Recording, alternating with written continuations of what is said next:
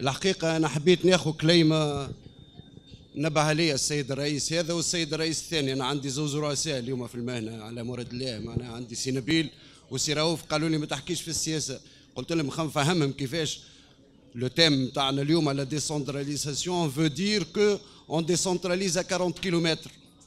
قبل أنا مون بير والدي كان يقول لي باهي أنك تكون اكسبير كونتابل على خاطر صفاقس هي العاصمة الاقتصادية نتاع تونس، وقلنا احنا توا في الدستور وكذا لا ديسونتراليزاسيون فا بتيتر ارونجي سيت استوار. قالوا لا ديسونتراليزاسيون توا العاصمه الاقتصاديه نتاع تونس باش تولي 40 كيلومتر دو تونس في مفيده. على كل حال ننبهوا عليها الساده الرؤساء، قالوا لي لا تحكي لا سياسه ولا كره، دونك مانيش نحكي لكم الحكايه هذه، مش نحكيها لكم. احنا عندنا لي انترفينون لي ايمينون انترفينون tout à l'heure.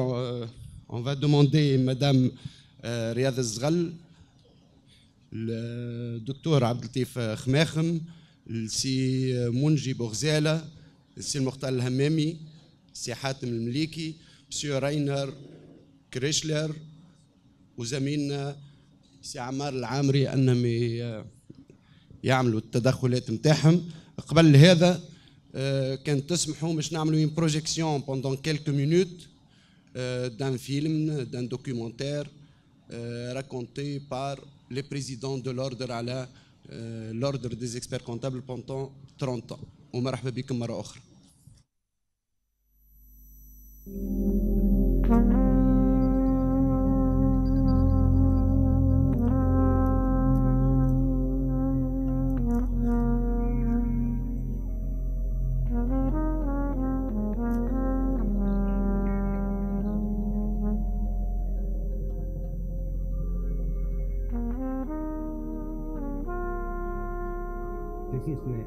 من تأسيس المهنة 30 سنة، يعني 3 عشريات فيها إنجازات، فيها أعمال، فيها تعب، فيها نجاحات وفيها انتظارات، ومانيش أنا باش نتحدث عليها بالتفاصيل اللازمة لأنه كان نخليه الفرصة لجميع أعضاء المهنة وجميع المتعاملين مع المهنة. عندنا من ألف كتب في الخطوات الكبيرة اللي صارت 30 سنة. Je suis Mourad Galleti, j'étais le premier président du Conseil de l'Ordre des experts comptables, c'était en 1983. Et à l'époque, le Conseil de l'Ordre des experts comptables était composé de 2 collèges, le collège des experts et le collège des commissaires aux comptes. Et nous avons beaucoup bataillé avant la création de l'ordre pour que cet événement se réalise. Et grâce à Si Mansour Maalla, qui était ministre des Finances, nous avons pu obtenir ce Conseil de l'Ordre, qui malheureusement était un conseil bicéphale. Alors, nous avons créé le règlement interne, le code de déontologie, qui sont les 2 piliers pour une profession. Et nous avons créé toutes les commissions de l'ordre. Nous avons pu ensuite, grâce à la contribution des professionnels eux-mêmes, qui n'étaient pas nombreux, mais qui étaient généreux, nous avons pu constituer avec nos propres moyens, nos fonds propres, nous avons pu louer un siège et avancer dans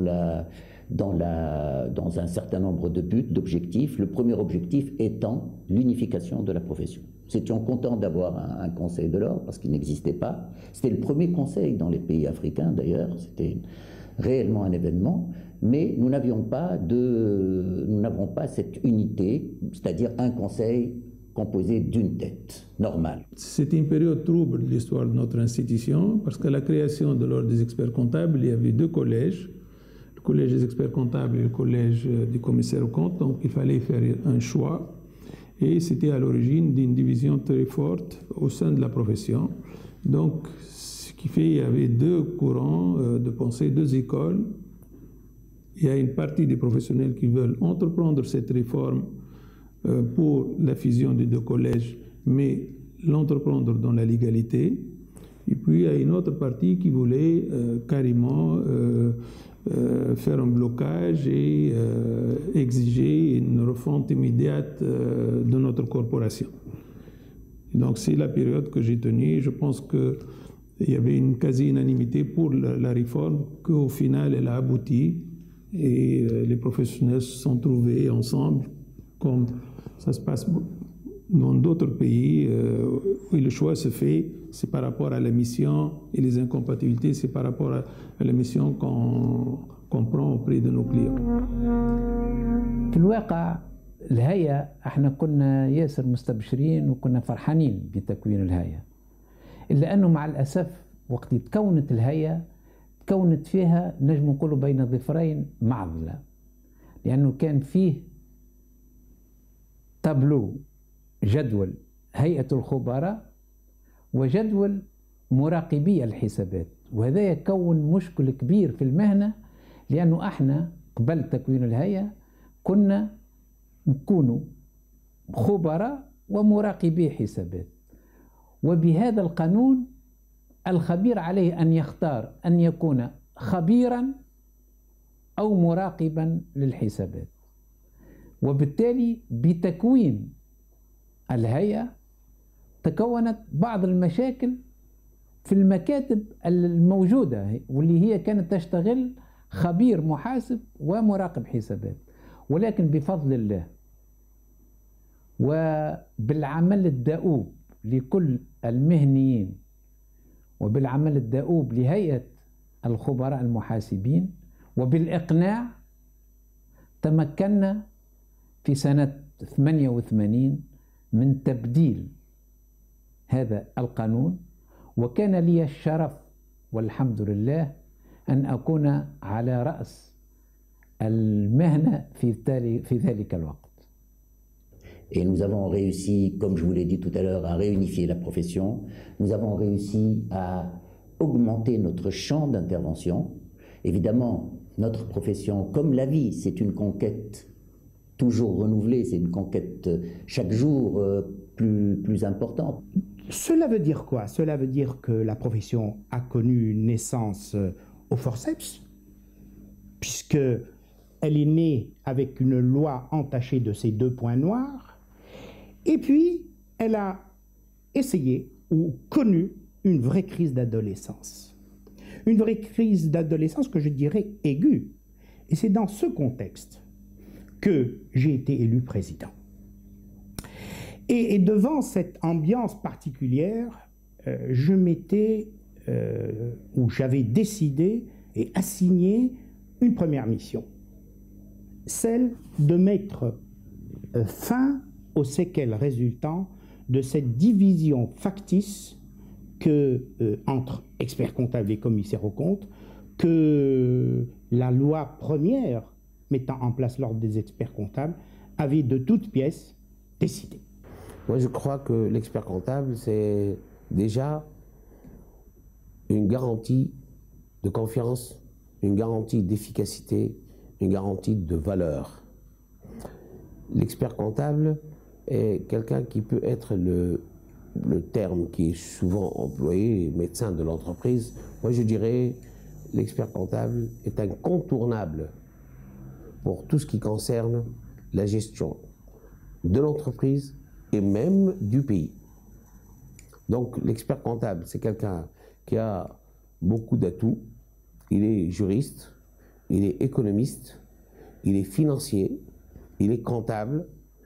Et lorsque je dis juriste, c'est-à-dire qu'il est fiscaliste, il est juriste commercial. معناها العديد والعديد من الزملاء المهنيين ساهموا وكان لهم دور فعال في تدريس الخبرة في المحاسبة وفي تكوين خبراء محاسبين تونسيين وأجانب وأفارقة ومغاربة، والعديد من الخبراء المحاسبين بالمغرب الشقيق هم خريجي المدارس التونسية والكلية التونسية وتكونوا على أيدي خبراء محاسبين تونسيين، وهذا فيهم فخر كبير.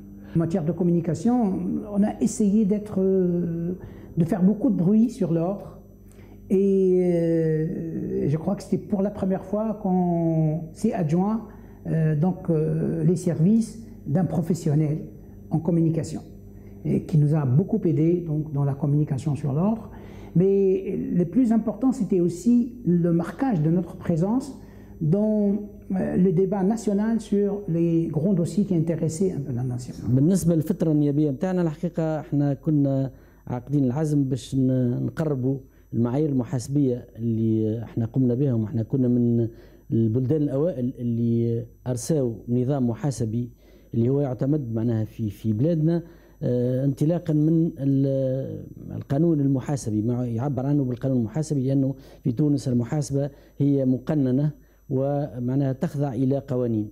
فحبينا في الفترة ذيك معناها نقربوا المعايير المحاسبية التونسية إلى المعايير المحاسبية الدولية، وعملنا عدة معناها خطوات في الميدان هذايا، واتصلنا بالوزارة المالية مشكورة في الفترة ذيك وأبدأت استعدادها، لكن للأسف بعدين ما تمش إنجاز المشروع هذايا، وإن شاء الله نأمل كونه معناها في المستقبل المعايير المحاسبية التونسية تكون متلائمة مع المعايير المحاسبية العالمية، وكيف تكون بلادنا معناها منفتحة على العالم بصفة عامة، ولأنه المحاسبة هي تعتبر كأداة للتواصل مع البلدان الأجنبية وخاصة مع المستثمرين. يعني المستثمر لما يجي إلى تونس يحب يلقى أنظمة محاسبية وأنظمة قانونية بصفة عامة متلائمة مع الأنظمة نتاعو ومع القوانين اللي في بلاده. La première des choses que j'ai voulu inculquer et que je voulais mettre en place, c'est que l'expert comptable ne